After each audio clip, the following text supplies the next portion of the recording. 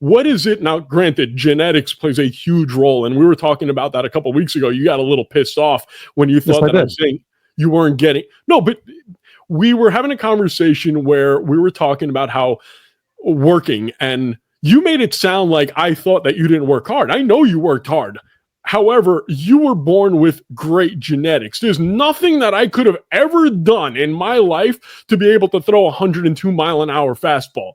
You had But that there was a ability. million other things besides genetics that got me to throw 102 miles an hour. And that's the thing that, like, there's a million things that I've been around other people that were way better than me that they didn't do, that they had genetics that blew my genetics out of the water. I didn't have professional athlete parents. I had parents that didn't like playing in college.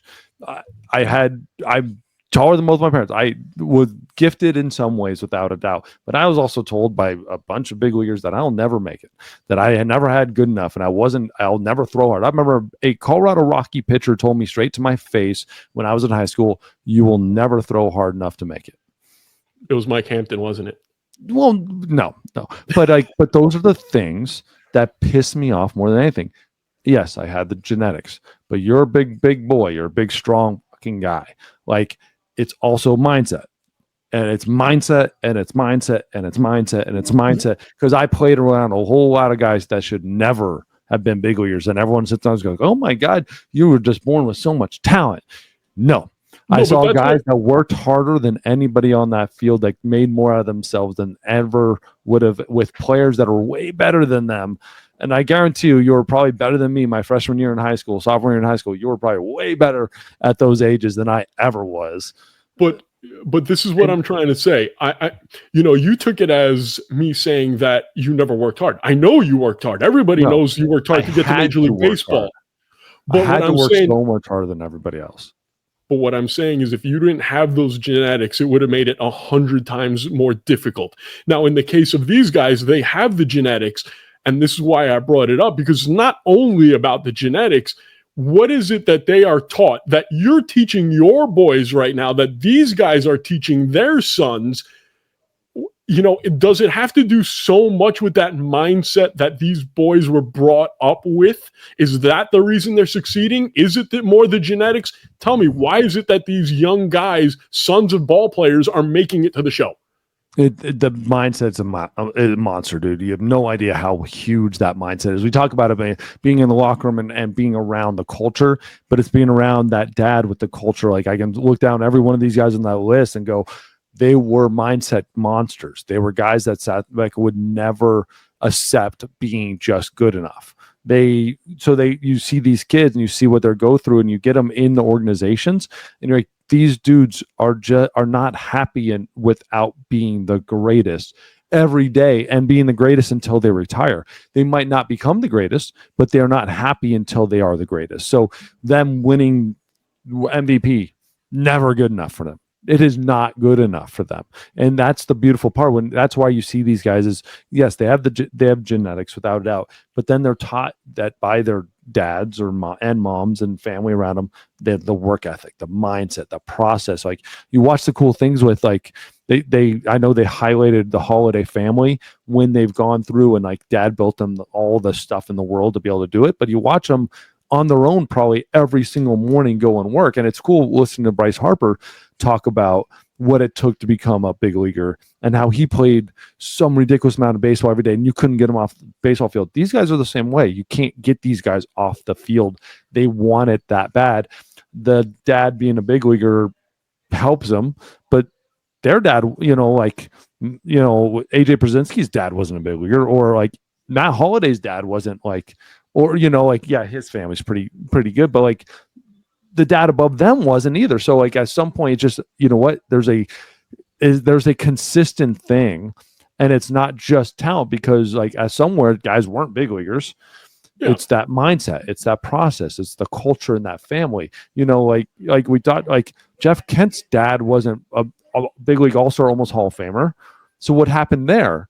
Maybe it's a mindset. It's a process. It's that work ethic that was handed off. They just focused on baseball. Yeah. And look, we were in Greece a couple of years ago, and I remember we were sitting by the pool, and I was playing catch with JD. Even on vacation, he brought his glove, you brought your glove, and we were playing catch because that's what he does. He wants to be a ball player. That's exactly what it is. And genetics certainly is helping JD, hopefully not on the hair thing, because kid's got a great head of hair. But it's not, but the work ethic comes with it. Look at the Griffey family. Craig exactly didn't take the world by a storm when he was in Major League Baseball, but Ken did, and they had the same genetics, same dad, but Junior probably worked a hell of a lot harder than Craig did. Probably, absolutely, and or you know what, or just got something a little bit different, right? And it might not have, maybe Craig worked just as hard, but he made the very best out of what he did. And right. You watch Griffey, like Griffey worked his ass off. He's a lot of fun. He's like having a great time with it. But you worked his ass off to get what is, and it's just genetics gets you to a point, but it's mindset in that process. Like Ken, like you know how it is. You challenge him, and he will never quit.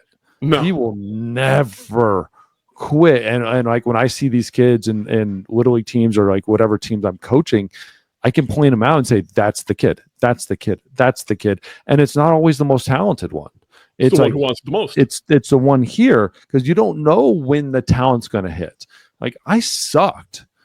I didn't make Little League All-Star teams. I didn't make travel ball teams. I didn't get to do anything.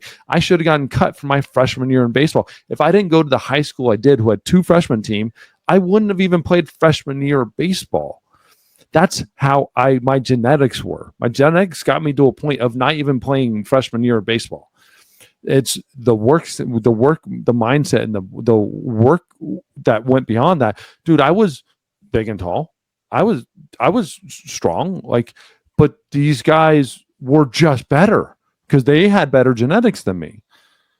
But then when they were on their baseball team, whatever, having fun, I was working and then working and then working and then woke up and worked and like went to school and worked and like those things they didn't do. And so all these guys that were actually genetically better than me, I passed them. I left high school 155 pounds. I wasn't this genetic freak.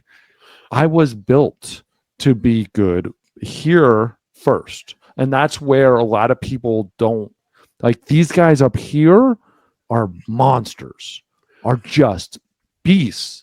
And we discount that and we put that last. That's actually the first thing that happens is this. And then you like Dustin Pedroia, you walk in a door and you laugh at him. Oh, look at Jose Altuve.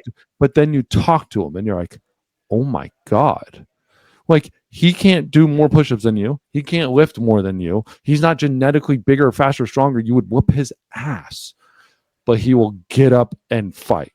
And then you whoop his ass. He'll get up and fight you. And you'll whoop his ass. He'll get up and fight. And eventually he will beat your ass because it's here. And that's like Altuve. We all make fun of Altuve. Like, dude, that dude never stops. You know who they are? They're Steve Rogers pre Captain America formula. Talk about Steve Rogers. Let's go. One last thing on this father-son thing, though. How much does socioeconomics have to do with it? Meaning, now it's a lot of travel ball. It's a lot of, that bat is better in certain ways. Like how much does the family a good baseball player will get found no matter where you play. You can be in the corner of Haiti. If you were a good enough baseball player, socioeconomics got nothing to do with it because, dude, well, hold on. All of these travel, actually a lot of it gets taken away by all these travel teams. All these travel teams and all these tournaments, dude, 90%, 95% of these tournaments, not one scout's even at. But they're being told they have to play. They have to play, have to play, have to play, have to play, have to play.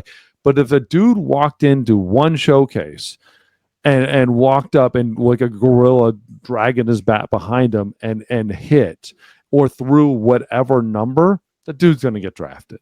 It doesn't matter. A scout will find you. I could build you in a barn for your whole life and show up at a showcase and throw. If you had the stuff, they're going to sign you. They'll draft you number 1 overall if you have the stuff. All these showcases, don't fall for it. Don't fall for the showcase BS. Like all these Team USA, all these prodigy stuff, like they rank them. Yes, they get to see scouts more often. But dude, I can't tell you the amount of players from around nowhere that are just better that always get drafted and get that opportunity, because when you walk up and the scouts see what it is, they see it. They know it. It's you can't hide a good baseball player. You can't hide it.